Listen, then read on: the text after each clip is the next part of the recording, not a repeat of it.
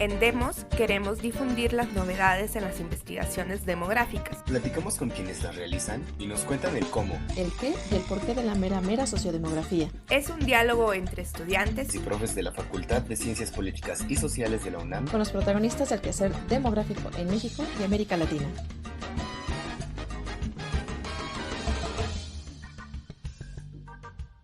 La Comisión Mexicana de Ayuda a los Refugiados, COMAR, informó que en los últimos 2 años 105.754 personas de origen haitiano han solicitado refugio en el país, a las cuales se le suman las 92.000 personas hondureñas y 38.000 personas cubanas que solicitaron refugio en el mismo periodo.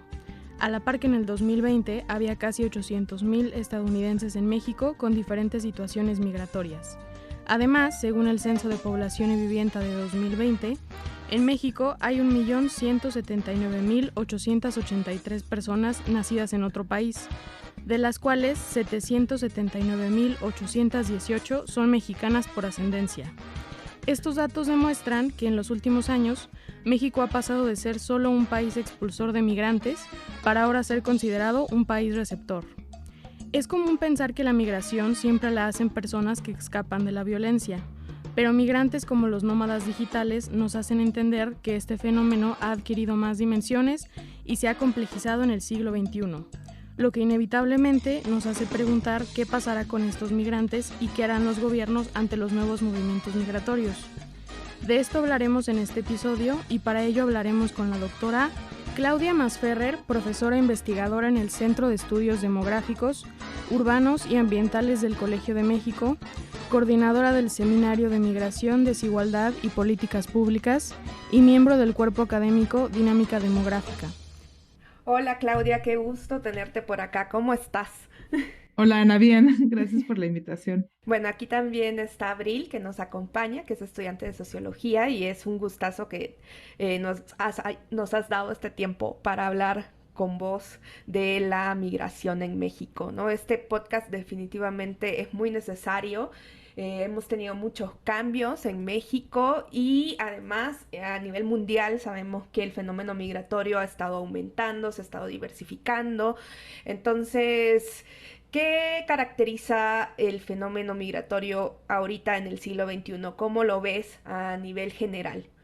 Gracias Ana por la pregunta. Yo creo que siempre ha habido migración, siempre ha habido movilidad, o sea, incluso cuando pensamos cómo se formaron las ciudades, cómo se fue poblando la tierra, pues digamos, se pobló gracias a la redistribución de las personas, ¿no? Vamos a pensarlo así. Lo que pasa es que antes, pues las fronteras eran muy distintas, la definición de los países, de los estados, y originalmente, en realidad, se hablaba mucho de la migración rural-urbana, ¿no? Del campo a la ciudad, en estos procesos de urbanización de hace muchos siglos, ¿no?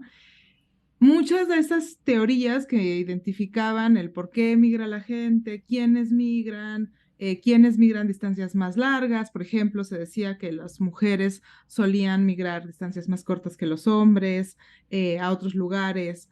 Como que estas distinciones de la migración interna, que formaron las teorías iniciales de la migración interna, después se fueron aplicando también a tratar de explicar por qué la gente cruza fronteras internacionales. Pero en realidad un poco los procesos pues ahí son similares, ¿no? En la actualidad es verdad que podemos pensar que hay mucha más movilidad, en parte porque es más visible también. Digamos, si uno piensa incluso en la cantidad de personas que habitan hoy la Tierra comparado con los siglos anteriores, pues si de siempre ha habido movimiento, podemos pensar que de manera natural siempre va a haber más personas que se mueven, va a haber más movilidad, más migración. Pero en realidad creo yo, también mucho más visible porque genera más tensiones, porque cuando se crean estas fronteras internacionales se crean modos de exclusión de quién puede estar o no en ciertos territorios. Y pensamos también que las razones de migración forzada, digamos, siempre ha habido guerras, ¿no?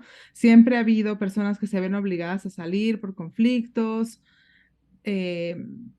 que pueden ser conflictos económicos, políticos, étnicos, distintas tensiones, motivaciones tanto personales como por ser miembro de un grupo, por ejemplo, o pertenecer a cierta población, Eso no es nuevo. Entonces, en realidad ya se hablaba, por ejemplo, entre estas teorías de migración interna, del desplazamiento interno forzado por conflictos, guerras o simplemente por inundaciones, por cuestiones ambientales. Yo lo que pienso es que ahora esas motivaciones siguen existiendo y también sigue existiendo este foco en pensar qué ocurre cuando la gente cruza una frontera internacional, pero es verdad, como tú decías, que pareciera ahora mucho más masivo, en parte porque somos más personas, pero también porque, como yo decía, hay más reacciones en contra muchas veces de estas migraciones. O sea, llega alguien y entonces esta reacción de por qué llegó esta persona o esta persona no debería estar acá. Pero eso en realidad pues no es nuevo tampoco, ¿no? Pensemos que siempre, desde la creación del Estado-Nación, se define quiénes van a ser los que deben poder vivir en ciertos territorios, ¿no? Y es el origen de guerras y conflictos históricas, pues. No, y sobre todo también que hoy lo medimos más, ¿no? Que siempre ha sido un problema en la migración. Lo medimos más, pero también creo que lo medimos porque hay más interés en medirlo y es más fácil, ¿no? O sea, uno pasa ahora en los pasaportes electrónicos y quedan registros distintos de estas entradas y salidas. Y hay mucha más movilidad por muchas razones que no implican un cambio de residencia, ¿no? O sea, el turismo, pues es una forma de movilidad, pero también el trabajar, de viajar e ir de trabajo por distintas razones a otro lugar, implica que hay más movilidad. Hay movilidades, digamos, fronterizas también muy grandes en el mundo. Por ejemplo, pensemos en la vida metropolitana en Tijuana, San Diego o en El Paso y Ciudad Juárez, pero incluso en otros contextos, donde esta movilidad por la dinámica metropolitana que se genera, pues implica muchos cruces de frontera que no necesariamente implican cruces de residencia, ¿no? Entonces, cuando hablamos de migración, sí se asume que hay un cambio de residencia habitual, ¿no? Como que la gente vivía en un lugar y después va a vivir en otro. Lo que pasa es que se vuelve difícil hacer una distinción entre qué es una migración temporal, permanente, cuánto tiempo va a durar ese cambio de residencia o simplemente si es interna o internacional. A mí me gusta siempre pensar en el caso de la migración interna en China, donde esta idea de distancia o de población, pues, y ahí había registros muy claros, ¿no? Para controlar la migración interna. Entonces, esta idea que tenemos ahora de la migración internacional, de procesos que limitan la movilidad libre, digamos, pues también se puede dar en contextos de migración interna, en otros contextos, ¿no? Bueno, ahora a mí como que con toda esta cuestión de que la migración está fuertemente definida por las fronteras nacionales, ¿no? Y todos estos territorios, pues sí me causa mucha curiosidad saber cómo, o bueno, más bien qué pasa en el caso específico de México, qué caracteriza a las dinámicas de la migración internas y cómo se relacionan con, pues, con el corredor internacional migratorio en general. Sí, es súper interesante la pregunta y a mí me encanta que la hagan así, que la formulen con su interrelación entre migración internacional y migración interna. Y creo que, digamos, hay distintas reacciones, ¿no? Hay distintos colegas que piensan de manera distinta. Yo siempre he pensado que la migración interna e internacional se encuentran vinculadas y hay personas que piensan lo contrario, ¿no? Entonces, también, ahorita les digo por qué se piensa que es distinto, pero es verdad que la frontera internacional es importante. Lo que pasa en el caso de México es que podemos pensar que, digamos, la migración México-Estados Unidos no surge de la nada, sino que hay un proceso, vamos a irnos muy atrás, ¿no? Vamos a pensar en lo que ocurría en 1800, ¿no? Incluso cuando pensamos en lo que ocurría durante la guerra con México-Estados Unidos, el cambio de la definición del territorio, ahí se movió la frontera, ¿no? Entonces, esos cambios de residencia, esas migraciones que ocurrían antes en lo que hoy es Texas y California, pues de pronto, ¿no? Se vio con que había una frontera internacional que cambió de lugar, ¿no? Entonces ahí es muy, muy claro, pues que podemos pensar que los cambios que se daban en el territorio antes quizás no implicaban una migración internacional. Pero pensemos también que conforme se van creando las ciudades y los procesos de urbanización en México, empieza también a haber un cambio importante de migración interna hacia el norte del país. Y hay, por ejemplo, un proyecto muy claro de industrialización, de promover la industria maquiladora, de crear ciertas ciudades, ¿no? A lo largo de la frontera México-Estados Unidos, que permitan un nuevo desarrollo económico y cambios también en lo que implica el trabajo industrial en el país. Eso atrajo a muchas personas a la frontera México-Estados Unidos, a las ciudades fronterizas. No, digamos, y algunas de estas personas crearon ciertos vínculos en estas nuevas ciudades, pero otras pues también usaron esta migración interna, esta primera migración interna para cruzar la frontera y llegar a otros lugares. En realidad, en el caso de la migración México-Estados Unidos, podemos pensar que con la construcción de los trenes, pero eso más hacia atrás, digamos, incluso hasta yéndonos hacia el porfiriato, ¿no? O sea, de una manera histórica, la construcción de los trenes que hicieron mucho más cercano a Estados Unidos, pues también atrajo en su momento a personas de todos los lugares para que se construyera el tren en Estados Unidos, en Canadá, y entonces facilitó la movilidad de las personas. Entonces, muchas veces uno para poder llegar a un lugar y cruzar una frontera internacional, pues necesita trasladarse de manera interna. Ahora, en México lo que pasó es que la migración del centro oeste, de lugares como Jalisco, Michoacán, San Luis Potosí, que tradicionalmente o históricamente en el siglo XIX empezó a migrar a Estados Unidos, la migración interna empezó a llegar a estos lugares. Empezó a moverse, por ejemplo, a Jalisco, a Michoacán, a otros lugares, donde ya había tradición de migración hacia Estados Unidos. Y entonces un poco también en cadena, ¿no?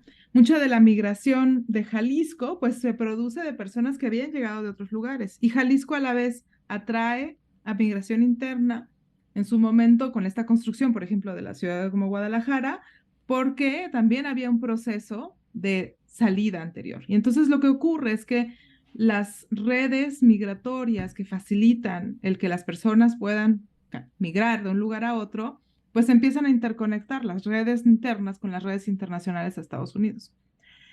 Ya yéndonos un poco a tiempos más recientes, como decía yo, por otro lado están estas redes que se crean en las zonas fronterizas del norte de México que facilitan la migración hacia Estados Unidos. Y en realidad, esta migración que originalmente provenía del centro oeste del país, pues digamos, se ven diversificados todos los orígenes y para los 80s, 90s y 2000s, en realidad la migración México-Estados Unidos provenía de todo el país, ¿no?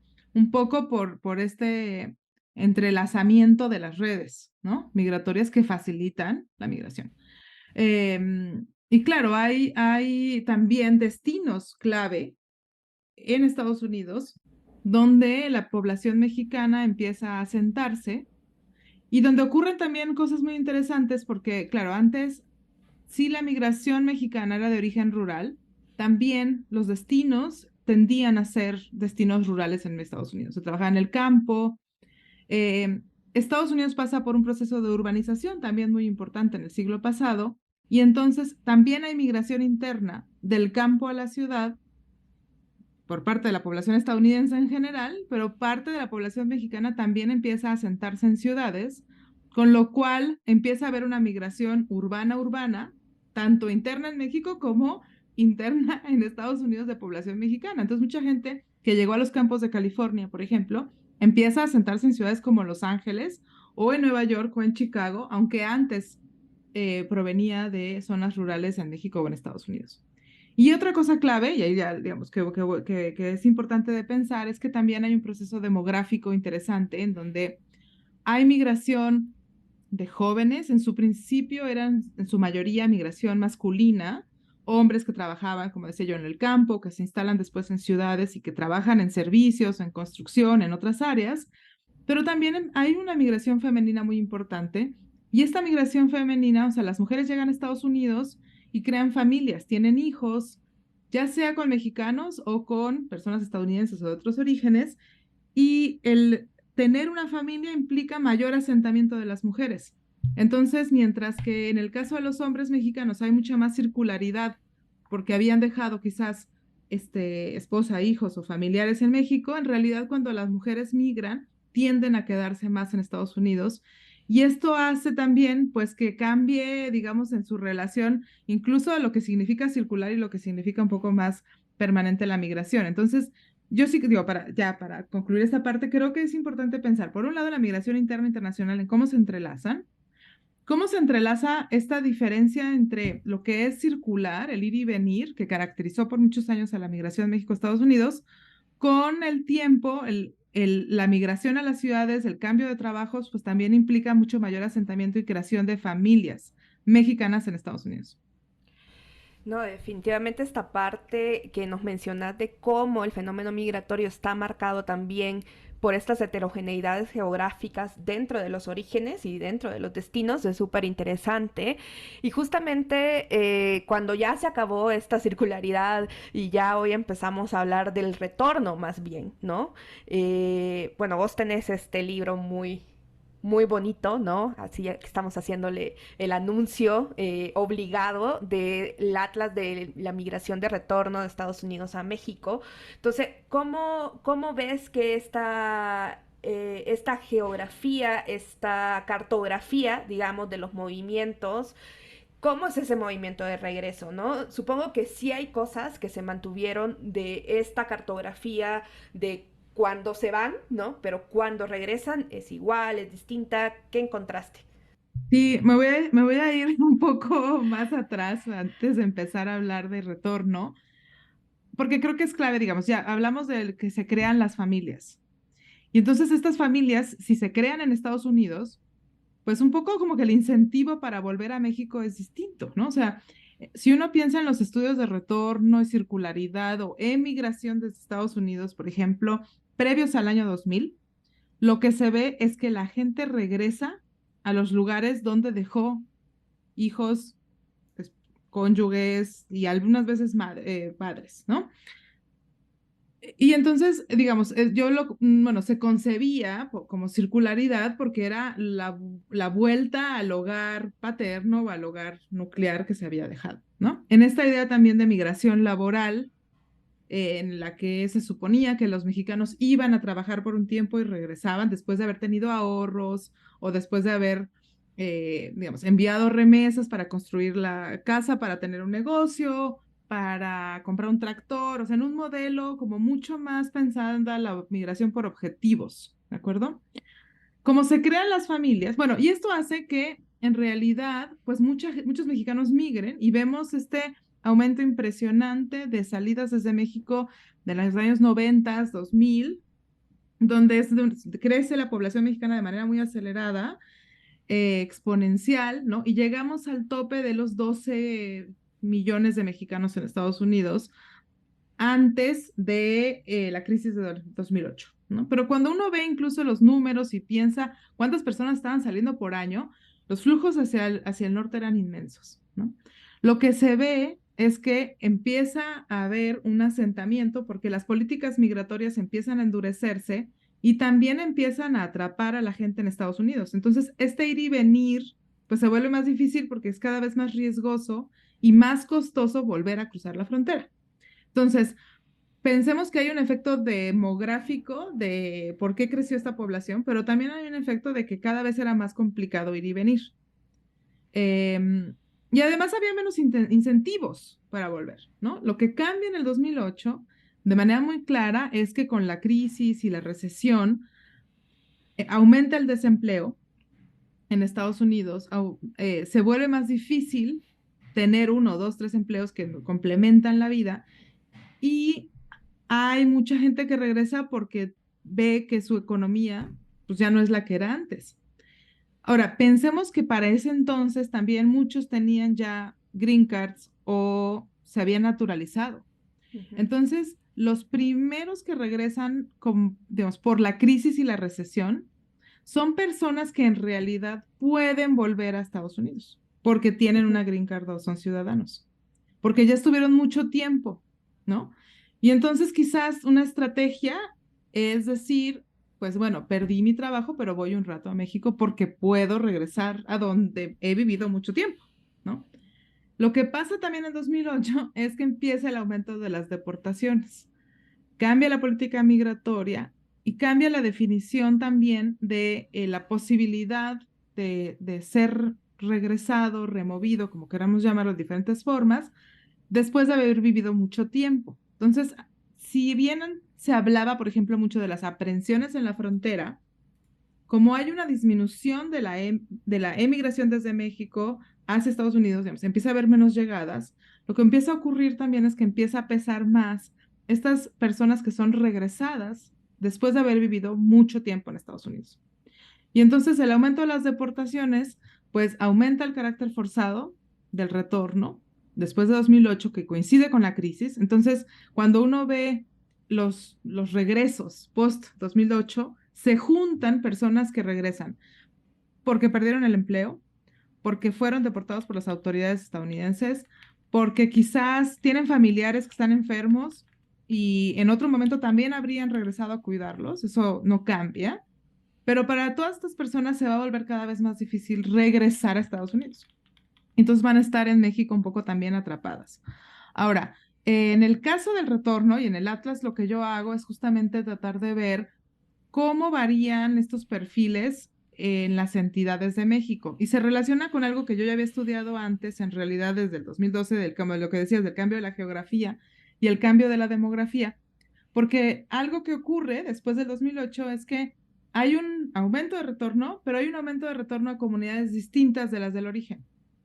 Y tiene todo el sentido del mundo. Digamos, si alguien salió teniendo 15 años de una comunidad rural de los Altos de Jalisco, pues quizás Puerto Vallarta, regresando a los 40 y tantos, es mucho más atractiva por el tipo de empleos que puede uno tener, o, digamos, no sé, la Riviera Maya, Cancún, o lugares que están creciendo, por ejemplo, en su momento, en el 2005, 2010, con el boom de la industria petrolera, veíamos un retorno muy grande a Tabasco y Chetumal.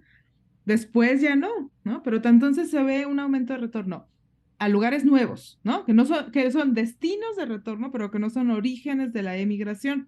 Por ejemplo, zonas metropolitanas, ciudades fronterizas, destinos turísticos, donde las personas que regresan, pues, digamos, incluso por el tipo de lugares en los que vivían en Estados Unidos, pues, se van a poder quizás sentir hasta más cómodos o más integrados, ¿no? Entonces hay un aumento de retorno, cambia la geografía, hay más destinos de retorno, llegan más, o sea, se triplica el volumen de personas que regresan, hay un aumento de la involuntariedad, es más complicado regresar a Estados Unidos, entonces también hay mucho más estudios sobre la separación familiar, por ejemplo, y lo que implica la separación. Y pensemos también que pues como México es un país muy desigual y muy heterogéneo, el llegar a nuestro país después de haber estado mucho tiempo en Estados Unidos, pues va a implicar cosas distintas para las diferentes poblaciones. Y en el Atlas es lo que hago, es resumir un poco, por un lado, lo que sabemos de retorno, porque después del 2008 el interés por el tema pues creció muchísimo, hay muchísimas publicaciones muy interesantes que trabajan distintos temas. Entonces, la primera parte del Atlas para cada estado es justamente un poco reconocer todo lo que sabemos para cada entidad, que es un montón. Sabemos un montón de estudios de caso, etnografías, pero también estudios cuantitativos que analizan censos y encuestas. Hay un montón de tesis, por ejemplo, de estudiantes que a veces pues pasan desapercibidos los resultados porque no se publican después en otros lugares, pero que nos dicen un montón de cosas muy interesantes sobre lo que estaba ocurriendo en el retorno. Entonces hay una revisión también, pues, de lo que se sabe en cada entidad, de cómo viven las personas retornadas, de los temas pendientes del retorno para cada entidad. Y entonces hago una lista, digamos, de lo que a mí me encantaría saber a partir de lo que no se sabe y esperando que los estudiantes puedan retomar en sus tesis esos temas o que, bueno, que otros colegas los retomen. Pero algo que empieza a ser muy importante, ya con esta termino esta parte en el 2008, es el aumento también de llegada de estadounidenses, de menores nacidos en Estados Unidos que no son personas retornadas, son inmigrantes en nuestro país porque por primera vez llegan, pero que son los hijos de los mexicanos que vivieron mucho tiempo en Estados Unidos y que crearon familias, que son estadounidenses, pero que pueden ser dobles nacionales, porque puede ser que sus padres mexicanos le hayan tramitado la nacionalidad mexicana y que sean dobles nacionales. Son personas que no hablan necesariamente español, que no conocen nada de historia de México, geografía, etcétera, porque nunca fueron a la escuela en nuestro país, pero que pues viven acá, ¿no? Y en realidad es el grupo inmigrante más grande de nuestro país. Entonces, digo, basándome en todo esto, en este gran recorrido, ¿se podría afirmar que de alguna medida, o sea, los mexicanos han dejado de emigrar tanto a Estados Unidos? O sea, ¿ha disminuido ese deseo por la migración allá o nada más ha aumentado el deseo de retornar aquí a México? Pues lo que vemos a partir del año 2008 es que sí hay un descenso muy importante de la emigración. Y hay unos estudios súper interesantes que tratan de ver si se debió a la recesión, a la situación económica en Estados Unidos, que cada vez era menos atractiva para la población mexicana, si se debía a mejoras en las condiciones de México, si se debía a cuestiones demográficas en las que, digamos, por el descenso de la fecundidad había también, digamos, menos población susceptible para migrar. eh, o si estábamos ya, como digamos, en un momento del bono demográfico en donde, digamos, ya no había un sobrante, pues, de población, vamos a decirlo de manera vulgar, o si se debía en realidad como esa tensión entre deportaciones, situaciones políticas en Estados Unidos, incluso que hacían pues, que los migrantes, que las personas extranjeras se sintieran rechazadas y discriminadas. Y ahí hay un estudio de Andrés Villarreal muy interesante en el que demuestra que en realidad las situaciones económicas son las que jalan y no se debe necesariamente a la mejora de las condiciones en México, pero un poco en realidad lo que ve es que es una conjunción de todo. O sea, sí, el descenso de la fecundidad implicó un cambio demográfico en nuestro país. Sí había mejoras en ciertas áreas, digamos, incluso pensemos que había una expansión educativa en México, en donde también muchos jóvenes que antes quizás habrían migrado, pues ya podían continuar sus estudios. Por otro lado, la situación en Estados Unidos no era tan atractiva, y había mucho más control migratorio que dificultaba la llegada, era cada vez más caro salir. Entonces sí se ve un descenso importante de la emigración. Se habla incluso que durante el periodo 2018 tuvimos estos 10 años donde la tasa migratoria era cero o incluso negativa porque justo el retorno y la inmigración eran mayor a la emigración, ¿no? Iba menos gente de la que llegaba de Estados Unidos, ¿no? Hay estudios que muestran que en realidad eso poco se acabó, ¿no? Y esos 10 años, en un libro que coordiné con Agustín Escobar, nosotros le llamamos la década en que cambió la migración. Es justo este momento en donde la emigración de México a Estados Unidos cae, aumenta el retorno, pero lo que tenemos que pensar, y es justo, digamos, el subtítulo de este libro es, primero es la década que cambió la migración y después lo que nosotros argumentamos es que se necesita pensar en una perspectiva binacional.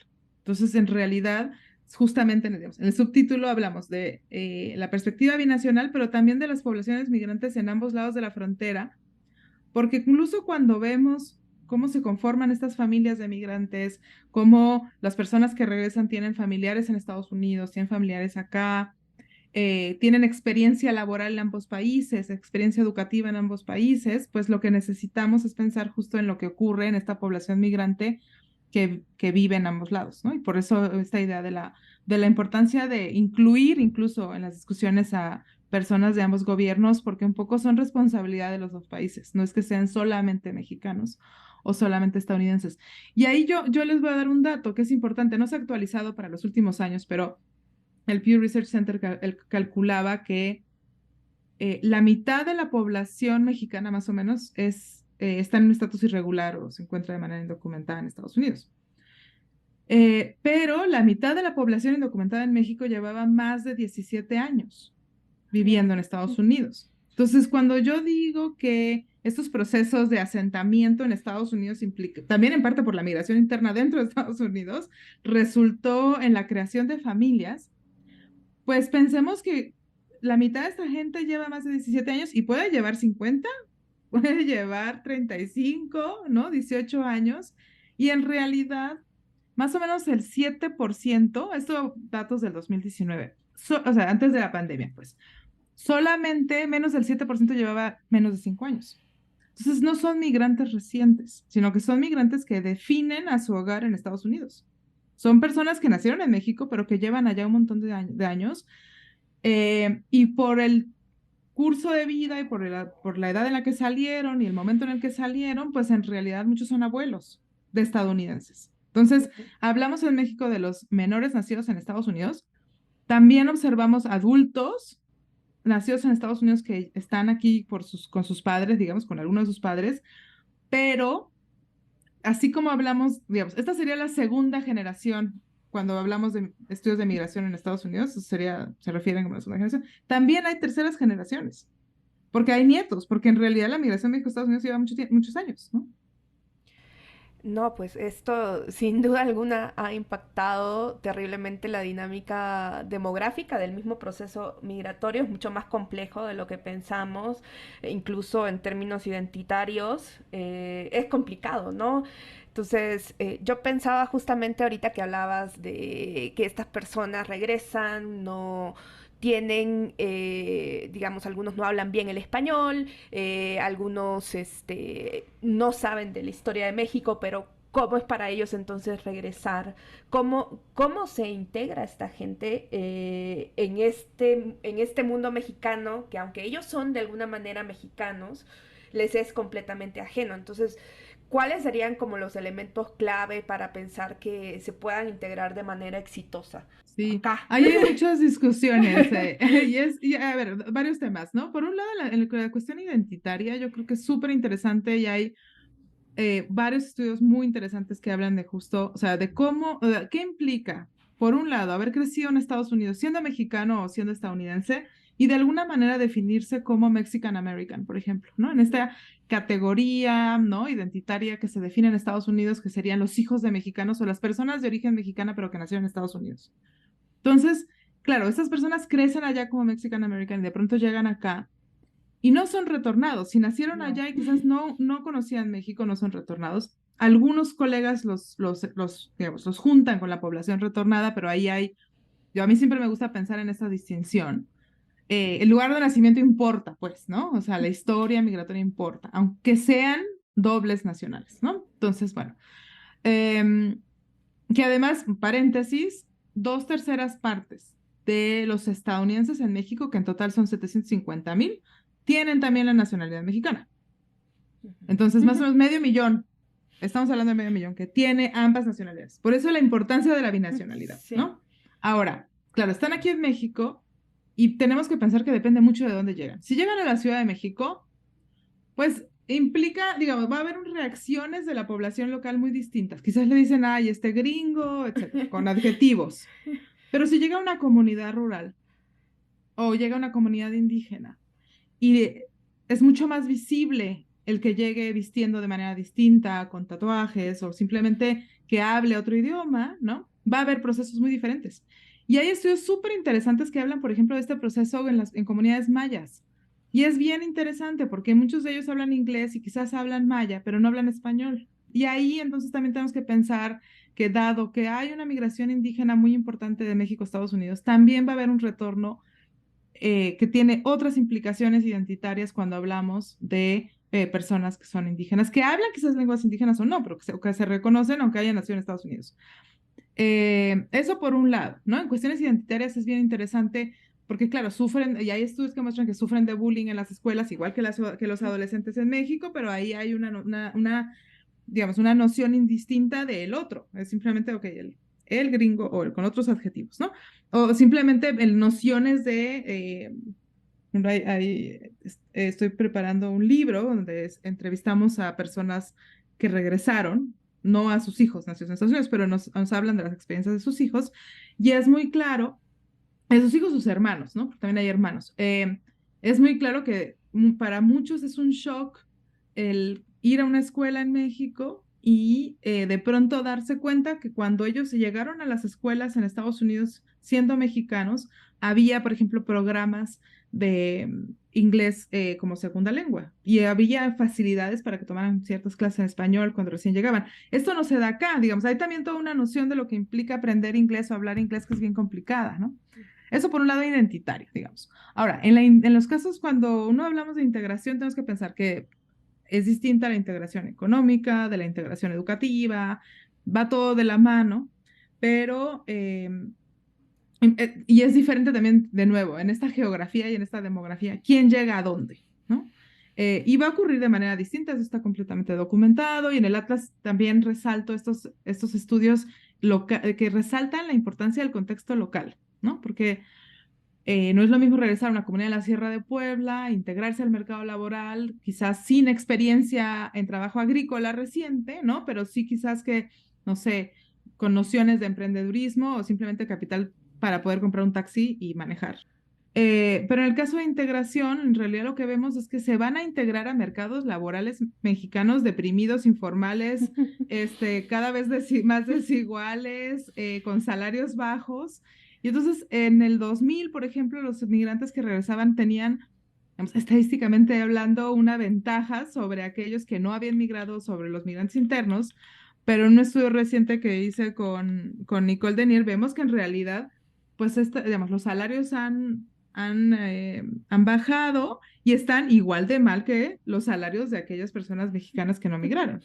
Entonces, lo que antes se pensaba que era una ventaja en la experiencia migratoria, que se traducía en retornos al retorno por habilidades o por conocimiento del idioma inglés en algunos casos, no se da ahora como se daba antes. No, pues súper interesante todo esto que nos decís y qué bueno que este podcast está diseñado para estudiantes en formación, ¿no? Aunque esperemos que nos escuche mucho más gente, porque sí les está dejando una muy buena agenda de investigación, ¿eh? A mí lo que me encanta es pensar que siempre hay temas pendientes y eso está en el Atlas, pero también van a ver que hay un montón de temas. Y muchas veces cuando uno es estudiante o cuando los estudiantes llegan a uno pensando en que quieran hacer su tema de tesis, como que a veces es fácil traumarse y pensar que está todo dicho, pero en realidad creo que no. En el caso de retorno y de la inmigración hay muchos temas y creo que se abren temas también de inmigración porque, digamos, México antes era un país de inmigración, ahora es un país de retorno, cada vez más de inmigrantes, pero también pensemos que cuando llega alguien que nació en Estados Unidos de padres mexicanos, es un inmigrante con una experiencia bien diferente a la llegada, a lo que implica llegar desde Centroamérica, desde Venezuela, desde el Congo, y ahí va a ser muy importante también que pensemos en, de nuevo, como yo digo, el lugar de nacimiento importa, ¿no? Entonces, claro, los procesos de integración de las personas extranjeras o de las personas retornadas pueden ser relativamente similares porque todos cuando llegan a un país nuevo tienen que ver dónde van a vivir, tienen que hacer nuevos amigos, tienen que ubicarse incluso geográficamente para navegar la ciudad que es distinta, van a tener que aprender ciertas formas, tener documentos para poder ir a un banco y sacar una cuenta, digamos. Estos procesos son muy similares, pero obviamente van a ser diferentes dependiendo de quién llega y a dónde se llega. Y eso siempre creo que hay que resaltar en esta idea de que importa la geografía y la demografía, de la inmigración en general, ¿no? Claro. Ahora, bueno, a mí igual me interesaría preguntar acerca de la desigualdad, ¿no? De esa cuestión de cómo impacta la migración en la desigualdad, tanto en los países de origen como en los países de destino. Sí, es un debate que no se ha cerrado, ¿no? Este, a ver, muchas veces se piensa que, pensándolo en el origen, ¿no? En el por qué emigra la gente, un poco que hay una noción de migrar porque me falta algo. Este concepto que, digamos, en economía se llamó privación relativa. Entonces, en sociedades muy desiguales, hay mucha privación relativa. O sea, si uno se compara con Carlos Slim o se compara con, no sé, Elon Musk, para ser un poco más actuales, porque, este, digamos, quizás nadie se preguntaba antes, voy a tener más dinero para poder viajar a la Luna, pero, o a Marte. No sé, hay como que ciertas nociones de lo que me falta cuando uno se compara con otros. Y entonces en sociedades desiguales uno observa eso que no tiene. Y entonces se pensaba que esta desigualdad implicaba pues mayores motivaciones para migrar, ¿no? Vamos a decirlo así. Ahora, puede haber sociedades muy desiguales, donde, bueno, poco desiguales, donde todos son pobres, o o poco desiguales, donde todos tienen mucho dinero, y entonces ahí también hay como que, digamos, ya se hablaba de que es diferente, porque como que en general uno piensa que la gente migra porque quiere mejorar su situación de vida ampliamente entendida, ya sea un lugar más seguro, un lugar con mayores oportunidades laborales o un lugar donde mi familia va a vivir más libremente sin tener que pensar en la inseguridad y en la violencia, ¿no? Entonces, En realidad, cuando hablábamos de desigualdad en el origen, como que esa era la discusión, ¿no? Pero muy pronto se movió a pensar en que la migración causaba desigualdad en el destino, con esta idea o este mito que no se ha probado, ¿no? De que la llegada de personas implica que va a desplazar a las personas nativas, que le va a quitar empleos o que va a hacer que entonces, digamos que este supuesto, ¿no? Que es falso de que las personas extranjeras van a aceptar hacer trabajos por menos y que entonces los salarios de las personas, digamos, locales se van a ver afectados. Y en realidad hay un montón de estudios sobre todo desde la economía, que muestran que no es verdad, que la llegada de personas extranjeras no deprime los salarios de las personas nativas, que en realidad, de hecho, aumenta el crecimiento económico muchas veces. Hay una discusión ahí muy grande, ¿no? En ciertos contextos sí se ha encontrado que digamos, hay competencia por ciertos empleos, pero eso puede ser tanto en Silicon Valley con personas extranjeras que llegan y que de todos los lugares altamente calificadas, como en otros contextos, por ejemplo, en el trabajo agrícola, digamos. Pero ahí está esa discusión. Y luego está la discusión de varios estudios más recientes, por ejemplo, los textos de Michael Clements, que argumentan que la migración en realidad disminuye la desigualdad a nivel global. Pensemos, o sea, de una manera un poco técnica, en el que hay como que un reacomodo de personas para que entonces, digamos, las posibilidades de todos se maximicen. Y que entonces hay menor desigualdad porque en realidad la gente tiende a migrar a lugares donde los salarios son mayores, pero que provienen de contextos donde quizás los salarios van a ser muy parecidos a los míos. Y que entonces en realidad hay como que un ajuste y que hace que a nivel global disminuya la desigualdad. Y son poco argumentos que a favor, ¿no? De por qué está bien que la gente se mueva, pues, ¿no? Y ahí, volviendo a la migración interna o internacional, es interesante porque yo estuve una vez en una discusión con alguien, un colega, no voy a decir nombres, que me decía que era muy malo que personas de la Ciudad de México se fueran a Guadalajara.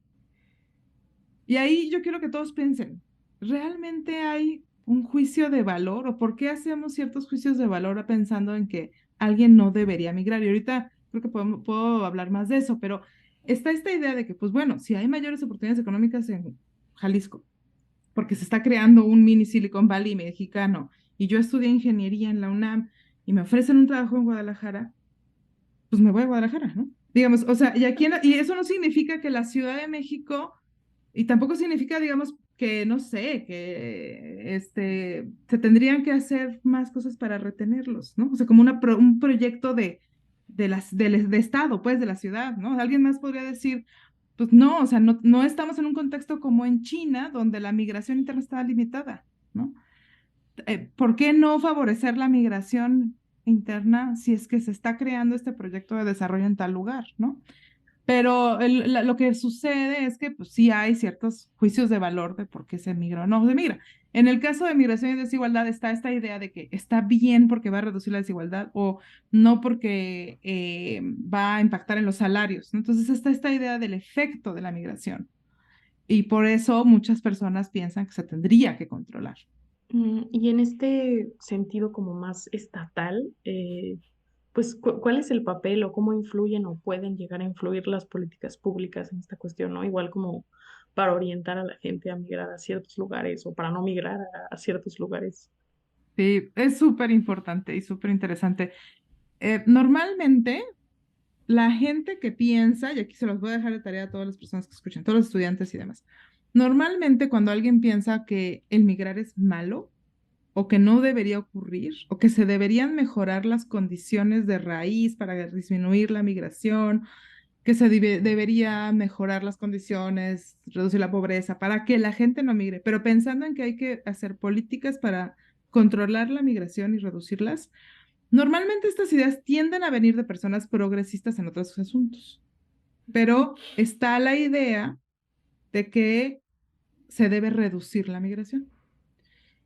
Dicho de otra forma, normalmente las personas más conservadoras tienden a pensar que se tiene que reducir la migración también, pero que no lleguen aquí donde estoy yo, donde normalmente es porque estoy muy bien, ¿no? Entonces, creo formas de exclusión, ya sean retóricas acerca del muro o construcciones de muros o ideas de fronteras mucho más seguras o poner la Guardia Nacional en cierto lugar o mandar la policía a cierto lugar para evitar esa movilidad. Y entonces normalmente, y digo, se puede vivir en los ambos lados, ¿no? Puede uno decir que no quiero que lleguen aquí al mismo tiempo que no tengan que llegar, pero normalmente está esta dicotomía en donde se piensa que la migración se tiene que contener. Entonces hay muchas políticas migratorias en ese sentido. Hay muchas políticas migratorias que contienen, que ven el control fronterizo, el que la gente no llegue y al mismo tiempo que la gente no se vaya de sus lugares de origen. Hay otras políticas que son mucho más interesantes y donde todavía en México no estamos, pero que sí hay lugares, por ejemplo, como Canadá o incluso como Alemania, que ven que la migración no es un problema para contener o no es un problema para reducir en sus lugares de origen, sino que es algo que se tiene que manejar y que en realidad, si las personas extranjeras llegan, pues va a traer oportunidades. Y que entonces lo que hay que hacer es un poco, sí controlar quién llega, cómo, cuándo, dónde, en qué condiciones. Y entonces hay políticas de selección o políticas de orden, de poner orden, digamos, manejar la migración para un poco controlar las personas. Y esto puede ser desde decir tú sí, tú no, dar visas, digamos, un aparato burocrático y legal muy complejo.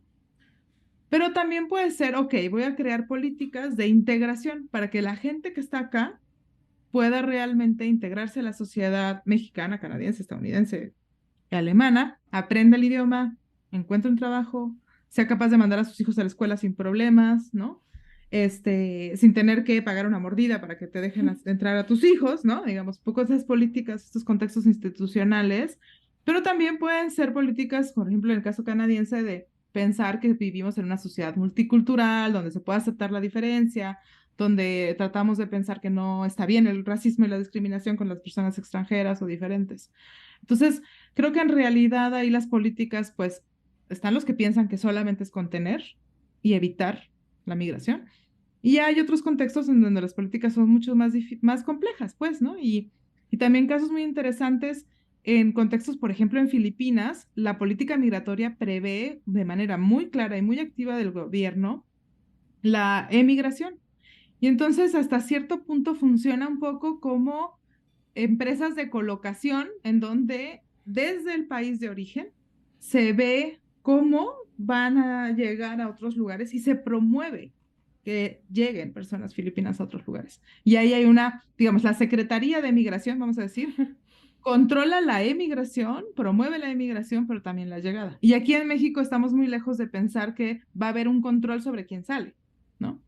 Más allá de decir que no debería irse tanta población mexicana.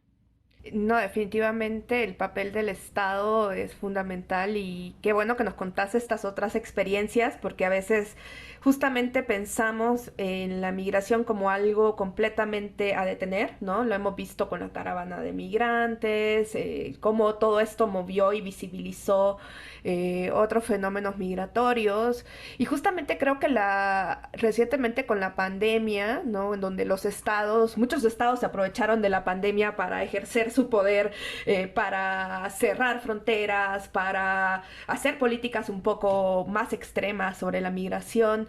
¿Qué pensás que nos dejó en este sentido la COVID-19 en la migración y si hubo, ya sabemos que los flujos un poco se recuperaron, ¿no? En ese momento en que se cerraron las fronteras, pero si ves un mundo más hacia lo que nos contás ahorita, una migración controlada que se ve de manera positiva, o seguimos caminando hacia el mundo donde la migración es mala y cada quien quede en su casa.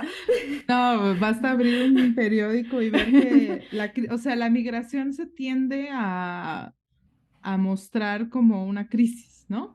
Y de hecho yo no suelo hablar de crisis migratoria, suelo hablar de crisis de gestión o crisis humanitaria a veces, pero no es una crisis migratoria porque también, digamos, a ver, en los últimos años aumentó mucho la movilidad, aumentó la migración, se cerraron fronteras y mucha gente quedó atorada, atrapada.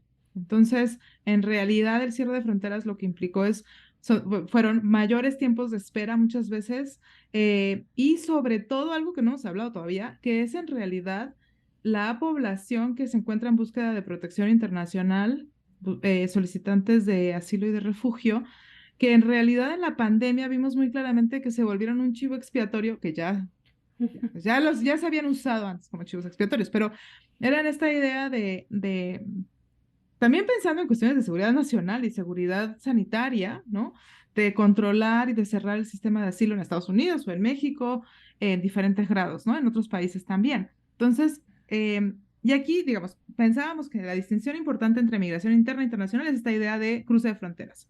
En el caso de la migración forzada o en el caso de los refugiados versus el resto que normalmente se piensa que son migrantes económicos, aunque siempre hay migrantes familiares, hay personas que migran por otras razones, por estudio, ¿no? Por reunificación familiar. Está esta otra distinción importante, ¿no? De migración forzada, solicitantes de asilo, de refugio, y que después, claro, ahí la gran distinción es que una persona se vuelve refugiada cuando se reconoce su condición y hay un proceso burocrático que de alguna manera como que legitima esta solicitud de la condición de refugiada, ¿no? O sea, estas personas de alguna manera se dice, ok, sí, eres una persona en búsqueda de protección internacional, por distintas razones saliste de tu país y entonces tiene un tratamiento legal distinto en los estados y muchas veces incluso en las estadísticas no se consideran migrantes, ¿no? Que son personas extranjeras reconocidas con el estatus. Pasa que mucha gente solicita la condición de refugiado y no son reconocidas y entonces cae en otros estatus y en otras categorías. Y pasa también que hay personas desplazadas internamente, por ejemplo, en el caso de México, por la violencia y la guerra contra el narco y la violencia criminal, que necesita cambiar de residencia, que muchas veces va migrando internamente y se va desplazando a lo largo del país y que en algún momento quizás llega a la frontera con Estados Unidos y después de un tiempo intenta solicitar asilo en Estados Unidos o cruzar de manera irregular y entonces se pierde, ¿no? En este mar de personas que llegan por muchas razones, ¿no? En el caso de la pandemia, lo que sucedió es que como se cerraron las oficinas de gobierno de muchos lugares, se limitaron las posibilidades de solicitar asilo en Estados Unidos. Al mismo tiempo aumentó el número de personas que solicitaban la condición de refugiado en México y entonces empezó a haber también una acumulación de personas en limbos legales, ¿no? En situaciones sobre todo muy inciertas y de espera a su solicitud.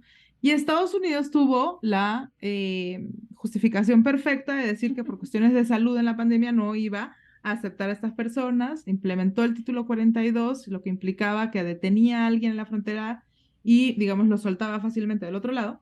Y al mismo tiempo implementó Quédate en México o MPP, que básicamente lo que hacía era que esperaban en México estas poblaciones en lo que se resolvía su solicitud de asilo en Estados Unidos. Entonces, en la pandemia vimos, por un lado, cierre de fronteras a nivel global, que detuvo a mucha gente. Por otro lado, pues los movimientos continuaron también, en verdad, ¿no? Al inicio de la pandemia habíamos visto, de hecho, un aumento de retorno como un pico así interesante, en parte porque las deportaciones continuaban, pero también porque mucha gente, no sé, que vivía en Estados Unidos, que quizás se quedó sin trabajo o para el cual pagar la renta era muy cara, decidía temporalmente regresar acá porque sabía que podía volver a Estados Unidos. Eso vimos un poco, pero en realidad este cierre siguió atrapando a las personas, justo, ¿no? Por diferentes razones. Algunos porque no podían solicitar asilo en Estados Unidos, otros decidieron quedarse en México por otras razones o simplemente estaban ahí detenidas, ¿no? Y esto pasó en realidad en muchos contextos, ¿no?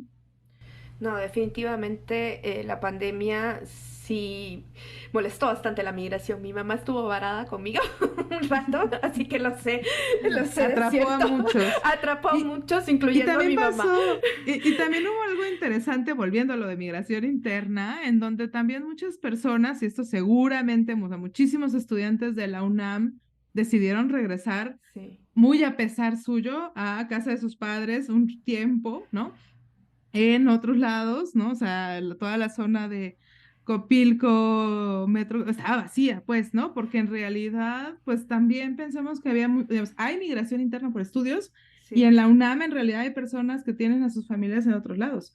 Y entonces, obviamente en la pandemia también hubo un aumento de movilidad interna y ahora vemos un regreso a las ciudades, vamos a decir en algunos casos, ¿no? Pero sí hubo un aumento de migración fuera de las grandes ciudades, incluso no solo por estudios, sino también por cuestiones laborales, donde pues la gente podía trabajar donde sea y era más barato quizás pagar una renta en otro lugar. No, definitivamente este es un tema súper grande. Te tenemos que llamar quizás para una segunda parte porque podríamos hablar horas y horas contigo. Como ustedes bien saben, Claudia es autora de muchísimos artículos, capítulos, libros y demás. O sea, hay que seguirla, por favor. Gracias. Y bueno, con esto se nos acaba el tiempo y tenemos que terminar. Les pedimos que nos sigan en el podcast para estar pendiente de los próximos capítulos y que además sigan a Claudia en esa red que hoy se llama X, pero que todos le decimos Twitter. Es arroba... No, y si me quieren seguir escuchando, también pueden escuchar mi podcast. Si no se cansaron de escuchar. Sí, hay un podcast amiguito donde Claudia, por eso habla también ahorita en el podcast porque ya se la sabe, ¿no? Ella nos va a dar clases de cómo hacer podcast también. Tiene su podcast amiguito, ¿no? Del seminario. Ella coordina el seminario de migración, desigualdad y políticas públicas del Colmex. También le vamos a dejar ahí el @ para que lo sigan. Y además es parte del cuerpo académico de dinámica demográfica. También le vamos a dejar ahí la @ y bueno, y la @ de ella para que la sigan ya, es @CM ASFL, o sea, de Claudia más Ferrer León, ¿no? Exacto, entonces, gracias, Ana. entonces la pueden seguir. Y está mi correo, si me quieren escribir me pueden buscar. Sí, vamos a dejar todo ahí en la parte de información. Y qué gustazo, Claudia, qué gustazo que hayas estado aquí con nosotros y que nos hayas dado un poquito de tu tiempo, que yo sé que es sumamente escaso. No, gracias. Luego hablamos de los migrantes jóvenes que trabajan y estudian en otro contexto. Ah, sí, eso sí, tenemos que trabajar juntas. Sí, muy bien. Entonces, con esto decimos adiós. Muchas gracias, Claudia, de nuevo. Gracias, Ana, y gracias, Abril, y gracias a todos. Y sí, ahí está Destino México, ese podcast también donde hablo de México como destino de migración, de otros, de personas migrantes y de movilidad, y también entrevisto a personas que trabajan estos temas, y en realidad ahí yo la invitación y la reflexión que les dejaría a todos es que pensemos que todos tenemos una historia familiar basada en la migración, aunque muchas veces no se hable o no se piense. Puede ser migración interna, internacional, de refugio, de tránsito, pero ahí está, aunque a veces lo hagamos de un lado. Súper. Gracias, hasta la próxima. Bye. Gracias.